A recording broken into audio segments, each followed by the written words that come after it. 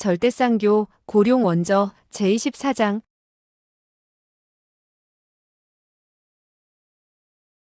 24. 형제의 첫 대면. 모용구매는 소어의 모습을 발견하자 온몸이 얼어붙은 듯 뻣뻣해져 버렸다. 그녀는 새파랗게 질린 채 손가락으로 소어를 가리키며 떨리는 소리로 더듬거렸다. 내가.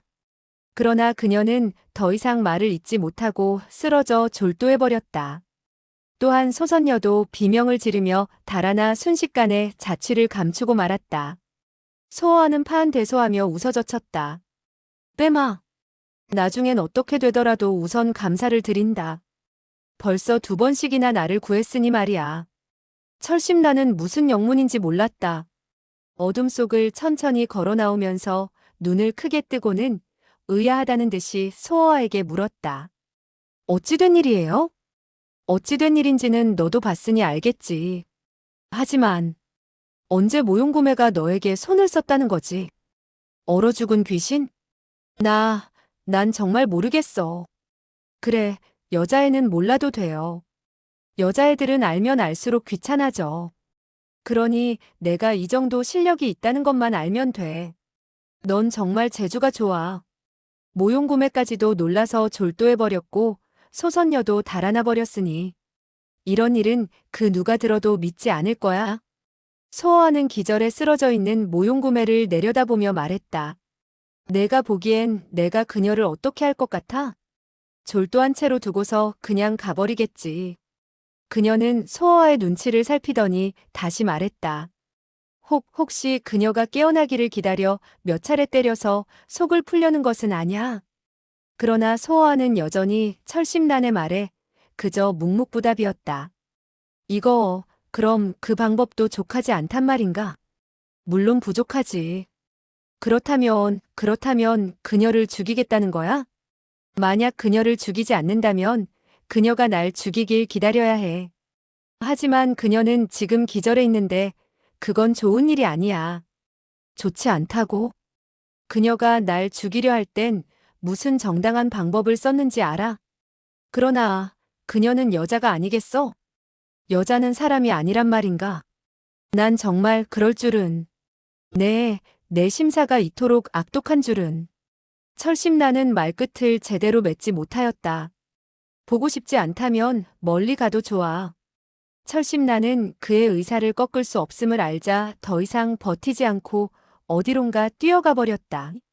소어하는 크게 호흡을 한번 들이마시고는 눈을 크게 뜨면서 모용구매를 향해 중얼거렸다. 독사에게 널 물게 해야지. 독사가 독한가 그렇지 않으면 내가 독한가 보자. 그는 축 늘어진 모용구매의 손을 잡아 올려 자기의 목에 감겨있는 독사에게 가져다 댔다. 달빛이 완연하게 그녀의 얼굴을 비추고 있었다. 그녀의 얼굴은 창백했다. 긴 눈썹은 비록 졸도해 있다 해도 사람의 마음을 움직이기에 좋겠다. 그녀의 손은 싸늘했으나 더없이 부드러운 감촉을 주었다. 소어의 손은 나른해져 갔다. 그러나 그녀가 자기를 돌 감옥에 가둔 것과 또 자기를 산채로 얼리고 굶겨 죽이려고 한 것을 생각하자 화가 다시 치밀어 올랐다. 날 원망 마라. 내가 날 죽이려 하지 않았다면 나 역시 절대로 널 죽이려 하지는 않았을 거야. 그가 굳은 마음으로 그녀의 손을 잡아 막 독사에게 넘겨주려는 순간 사람의 목소리가 등 뒤에서 들려왔다. 그런 수단으로 여자를 죽이는 것은 사내대장부의 체면을 깎는 일이 아니겠소? 누구냐? 그는 다름 아닌 이화궁의 화무결 공자였다. 또 그의 뒤로 3사람이 서 있었다. 2명은 백의 소녀였고 또 한 사람은 뜻밖에도 철심란이었다. 3명의 계집에 6개의 눈동자는 마치 그를 삼키려는 듯한 표정이었다. 소어와도 속으로는 매우 화가 치밀었으나 얼굴에는 웃음을 띠면서 여전히 모용구매의 손을 잡은 채 물었다. 당신의 말은 내가 이 여자를 죽여선 안 된다는 말인가? 화무결이 부드럽게 대답했다. 남자는 여자에게 아량을 베풀어야 하오. 비록 당신에게 못할 일을 했더라도 여자라는 점을 보아 용서하셔야죠. 정말 관대한 공자이시군. 세상에 당신 같은 남자가 있는 것은 정말 여자들의 복이요. 천하의 모든 여자가 모여서 당신에게 금기라도 하나 드려야겠군. 그는 소어와의 빈정거림에도 불구하고 분노하는 기색 없이 담담했다. 과분한 말씀이요. 하지만 어떤 여자가 지금 당신을 죽이려 한다면 당신은 어떻게 하겠소? 눈을 감고 죽이길 기다리겠소? 아니면 반격하지도 않고. 만약 내가 그녀에게 못할 짓을 했다면 그녀에게 죽음을 당한다 해도 할 말이 없을 거요. 좋소. 하지만 그 여자가 당신한테 정말 잘못을 저질렀다면 그때도 그녀를 죽이지 않겠소? 그래도 남자는 모름지기 여자에게 양보를 해야 하오. 소어는 쓴웃음만 나왔다. 당신은 그런 생각을 어디서 배웠는지 모르겠군. 당신 말대로라면 세상 남자들은 모두 황하에 빠져 죽어야겠군. 그럴 필요는 없소. 소어는 그를 정면으로 바라보면서 화를 내야 할지 웃어야 할지를 몰랐다. 이 사람이 정말 자기의 말을 이해 못하는 것인지 혹은 못 알아들은 채 하는 것인지 또 이 사람이 총명한 것인지 바보인지도 알 수가 없었다. 화무결은 웃으면서 그를 바라보고 있었는데 그의 표정에는 평온함이 드러날 뿐 아무것도 읽을 수 없었다.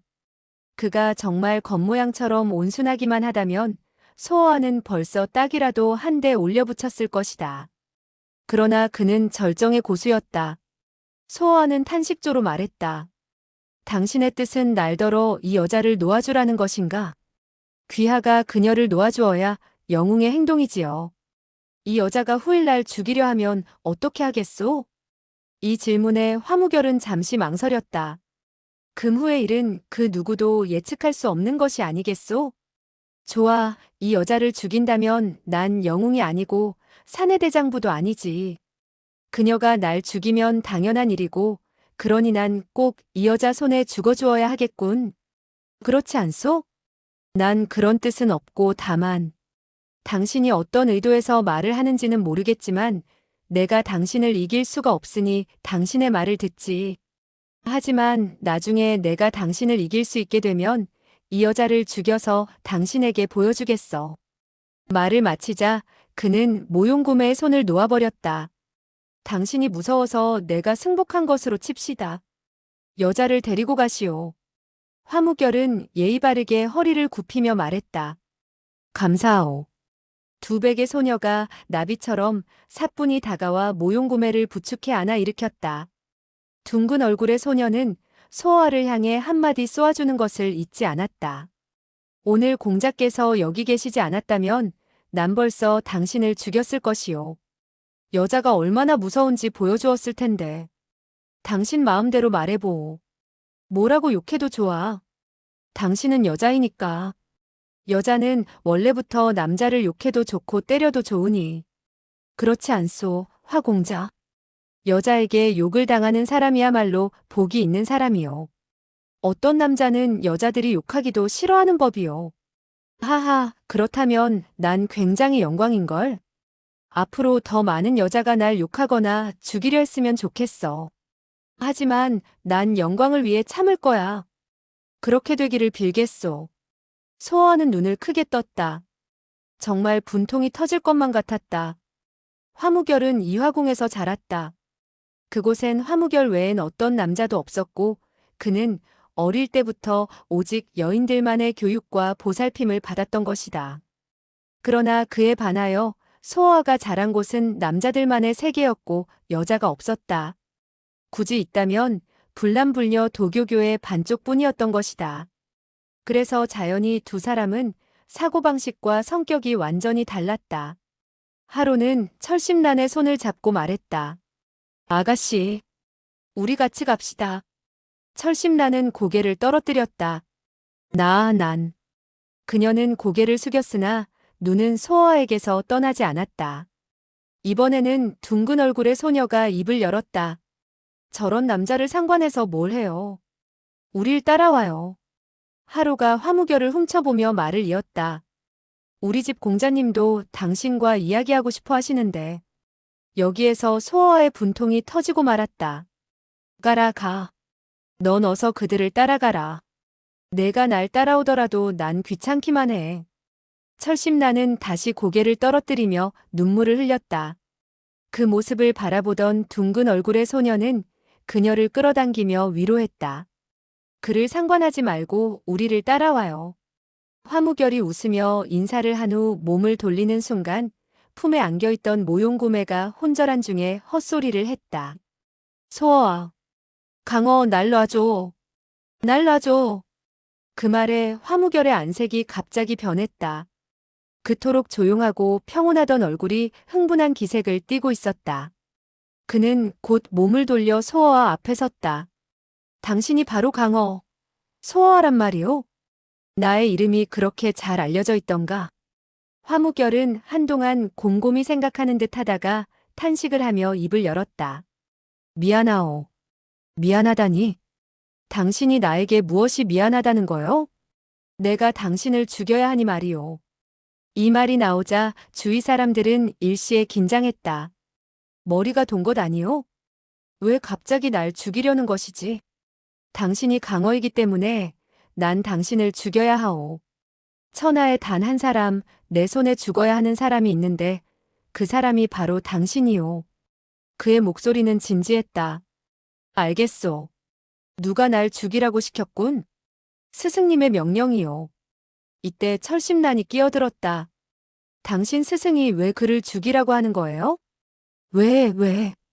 그녀는 소어에게로 달려가려 했지만 둥근 얼굴의 소녀가 그녀를 붙잡았다. 소어와 화무결 두 사람은 서로를 묵묵히 바라보며 서 있었다. 잠시 후 소어가 먼저 입을 열었다. 좋아.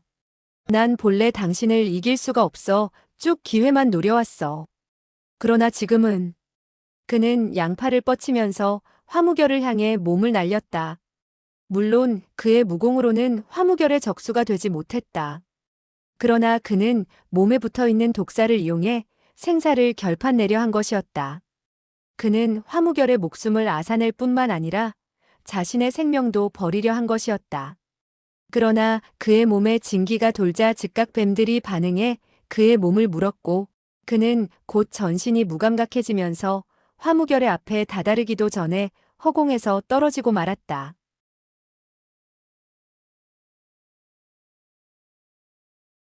소어는 눈을 떴다. 주위가 안개에 쌓인 듯 모든 것이 희미하다가 차츰 정신이 돌아오며 주변을 볼 수 있었다. 그곳은 임시로 지은 듯 소박하지만 단아한 대나무 집으로 실내에는 향연기가 피어오르는 향로가 하나 있었고 역시 대나무로 엮어 만든 침대에 자신이 눕혀져 있었다. 침대 바로 옆 벽에는 몇 가지 병기가 걸려 있었는데 한눈에도 보기 드문 명품이라는 것을 알 수 있었다. 정신이 깨어나자 독특한 향기가 소어와의 코끝으로 스며들었다. 꽃의 향기 같기도 하고 양 냄새 같기도 했으나 자세히 맡아보니 여인의 향취인 것 같기도 했다. 소어와는 한참을 어리둥절한 상태에서 가만히 누워 있었다. 난 분명히 살아날 길이 없는 독사에게 물렸다. 누가 날 구했을까? 혹시 화무결이? 하지만 화무결은 나를 죽이려고 하지 않았던가. 깨어났소? 그는 머리맡에서 사람의 목소리가 들리자 놀라 몸을 일으켰다. 뒤를 돌아보니 창문을 통해서 들어오는 햇살이 화무결을 비추고 있었다. 그 눈썹, 그 얼굴, 그 의연한 태도 등 정말로 세상에 드문 미남자라고 느끼지 않을 수가 없었다. 그는 오랫동안 그곳에 앉아 있었던 듯 했지만 조금도 피곤한 기색이 없었다. 그것도 소어와를 탐복하게 하는 것 중 하나였다. 만약 소어와라면 그렇게 침착하고 여유 있게 행동할 수는 없었을 것이다. 소어와는 즉시 암암리에 진기를 운용해 보았다. 몸에는 별 이상이 없었다. 그는 또 자기 몸을 바라보았다. 그런데 이게 어찌 된 일인가? 독사들이 한 마리도 보이지 않았다. 그는 안도의 한숨을 내쉬며 입을 열었다. 당신이 날 구했소? 그렇소. 어떻게 그렇게 무서운 독사의 독에서 날 구할 수가 있었단 말이오? 이 선자양과 당신이 복용한 소녀단은 만독을 해소하는 것이오. 당신은 나를 죽이려 하지 않았소? 난 지금도 당신을 죽여야 하오. 당신이 날 죽여야 한다면 왜 이런 진귀한 약으로 나를 치료했소? 내가 직접 당신을 죽여야 하기 때문이요. 당신을 다른 일로 죽게 해서는 안 돼요. 소아는 눈을 깜빡거렸다. 어째서 직접 날 죽여야만 하오? 그런 명령을 받았으니 그렇게 할 뿐이요. 둘 사이에 잠시 침묵이 흘렀다. 그러다가 또 소아가 먼저 입을 열었다. 꼭 당신 손으로 나를 죽여야 한다고 명령했단 말이오? 내가 다른 사람과 관련되어 다른 일로 죽으면 안 된다니 그게 무슨 뚱딴지 같은 말이오? 왜 그러냐고 묻지도 않았소. 난 물어볼 필요가 없소. 그럼 당신은 주관도 없단 말이오? 본궁의 엄명은 그 누구도 위반해선 안 돼요. 매우 성실한 사람이군. 하긴 그러니까 내가 묻는 말에도 꼬박꼬박 다 대답을 해주지. 어떤 사람이라도 나에게 무엇인가를 묻는다면 난 사실대로 말할 뿐이요. 당신을 죽이는 것과 묻는 말에 대답하는 것과는 관계가 없소. 당신이 직접 날 죽여야 하오. 꼭 그래야 하오. 내가 당신을 죽인다면 당신은 날 죽이지 못할 거요. 좋아, 몇 발 물러서시오. 나 좀 일어납시다. 화무결이 천천히 일어서서 뒤로 물러섰다. 당신은 너무나 성실하오. 그러나 정말로 성실한 것인지 허위인지는 아직 모르겠소. 그는 재빠른 동작으로 침대 옆에 걸려있던 단검을 꺼내면서 땅으로 내려섰다. 화무결은 묵묵히 쳐다볼 뿐 안색 하나 변하지 않았다. 매우 침착한 태도였다. 10,000명의 고수를 호령할 만한 그런 인물이었다. 난 당신 손에 죽지는 않을 것이요. 소어의 말에 화무결은 그저 묵묵히 대답했다. 그렇게 될까? 그렇게 되지. 단도를 돌려 잡은 소어의 손이 자기 가슴을 겨누었다. 그제야 화무결도 당황했다. 당신 무얼 하려는 거요? 조금만 다가오면 난 자살해버리겠다. 평생 직접 날 죽일 생각은 하지 마라. 화무결은 넋을 잃고 그 자리에 굳어버린 듯 서 있었다. 그는 소어아가 이런 식으로 나오리라고는 미처 생각지 못했었다. 물론 무술을 비롯하여 대부분의 면에서 화무결이 앞선 것은 사실이었다. 그러나 임기응변으로 따진다면 화무결보다는 소어아가 훨씬 재빨랐다. 고고한 이화선자와 악인곡의 악도를 어찌 비교하랴. 소어아는 화무결의 태도가 재미있었던지 한바탕 껄껄대고 웃었다. 당신이 직접 날 죽이려면 다음 기회를 찾아야 할 것이요. 화무결의 태도를 주시하면서 소어아는 한 발 한 발 뒤로 물러섰다. 화무결로서는 어떻게 손을 써야 좋을지 몰랐다.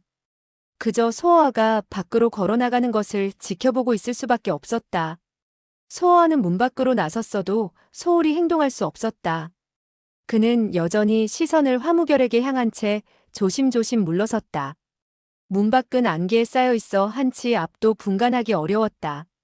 화무결은 꼼짝 못한 채 서 있다가 다급한 듯 문 앞까지 뛰어나와 소리쳤다. 강어, 빨리 걸음을 멈추시오. 소어아는 무섭게 외쳤다. 당신이 멈추시오.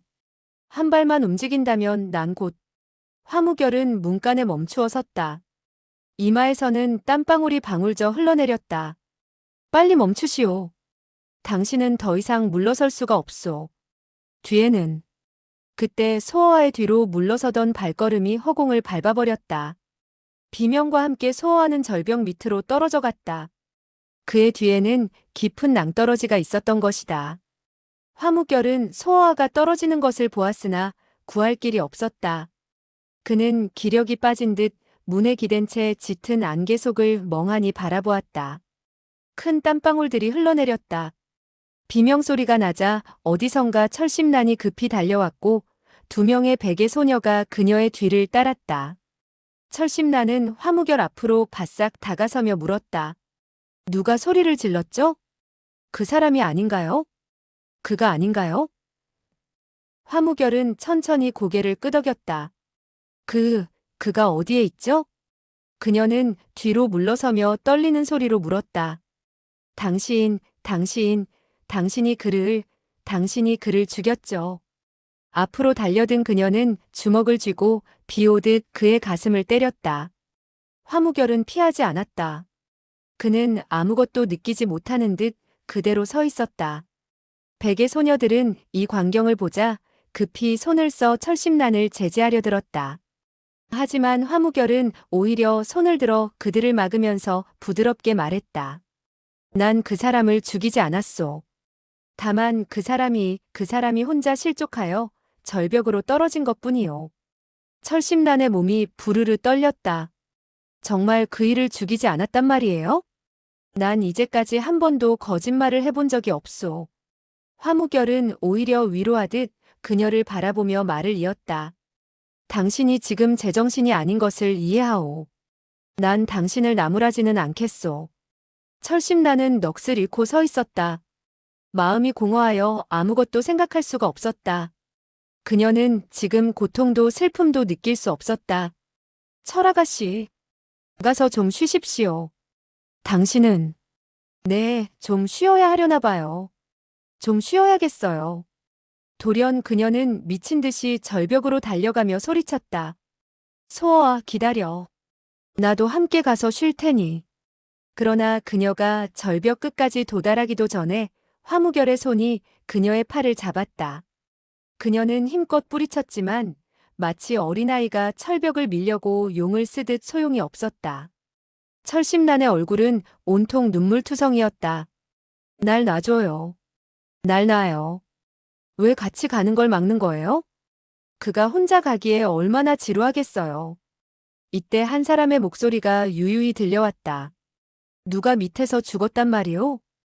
혼자서 조용히 죽을 수 있는 것도 행복한 일이지. 우윳빛 짙은 안개 속에서 날씬한 사람의 그림자가 유령같이 서서히 나타났다. 다름 아닌 모용구매였다. 본래 창백했던 그녀의 얼굴은 마치 시신과도 같이 더욱 창백해져 있었고 크고 활발하던 두 눈도 이미 옛날의 광채를 잃고 흡사 바보같이 보였다. 철심란은 입술을 깨물면서 말했다. 소아는 드디어 죽었어요. 기쁘죠? 그가 바로 절벽 밑에서 죽었어요. 모용구매는 가볍게 고개를 흔들었다. 그는 여기서 죽지 않아. 여기에서 죽은 사람은 그가 아닐 거야. 그러더니 돌연 킬킬 웃으면서 계속 말했다. 그는 벌써 모용산장에서 죽었지. 내가 직접 죽였어. 사람이 절대로 두 번 죽지는 않을 테니. 내 말이 맞지? 그녀의 긴 머리가 바람에 휘날렸다. 그녀는 미치도록 웃어젖혔다. 화무결은 가련한 듯 그녀를 바라보다가 하로를 불렀다. 하로, 이 아가씨는 너무 놀란 나머지 아직도 회복되지 않은 모양이오. 어서 데리고 가서 좀 쉬게 하시오. 모용구매는 여전히 낄낄 웃으며 짓거렸다. 내가 직접 그를 죽였지. 또 난 내 눈으로 직접 그의 귀신을 봤지. 하하, 당신들은 귀신을 봤나? 그러자 철심란이 광소하며 말을 이어받았다. 어느 누구도 그를 죽이지 못해요. 이 세상에 그를 죽일 수 있는 사람은 오직 그 자신뿐이에요. 광소가 다시 통곡으로 변하며 악쓰듯 소리쳤다. 그는 결국 자기 자신을 죽였어요. 그는 자신을 파멸시켰어요. 왜 총명한 사람들은 스스로를 파멸시키게 되나요? 그렇다. 총명한 사람들은 항상 똑똑한 척하다가 일을 저질러 놓고 결국 자기 자신을 파멸시키고 만다. 그러나 소어아는 그런 사람과는 조금 달랐다. 소어아는 그런 부류의 사람보다 좀 더 똑똑했다. 사실은 그가 절벽의 허공을 밟은 것은 거짓이었다. 그는 고의로 화무결을 속인 것이다. 그는 백양과 황후와 함께 아미산 근처에 있을 때 보물의 위치를 찾기 위해 이미 사흘이나 혼자 돌아다니며 아미산 구석구석을 헤매고 다녔던 것이다. 그래서 문 밖으로 나서자 곧 그 지형을 짐작할 수 있었고 자기 뒤에 절벽이 있으리라 예상하고 걸음을 옮긴 것이었다. 다행히 그 계산은 들어맞았고 그는 이미 몸에 진기를 가득 모은 상태에서 방비를 하고 있었던 것이다. 불과 절벽 두어 장 아래에서 그는 오른손의 단도를 절벽에 꽂고 왼손으로는 나무를 잡아당기며 절벽에 매달렸다. 거기에는 빠른 눈치와 세밀한 판단, 그리고 큰 용기가 필요했다. 다른 이들이라면 몰라도 화무결 같은 고수 중의 고수를 속이는 것은 일대의 모험이었다.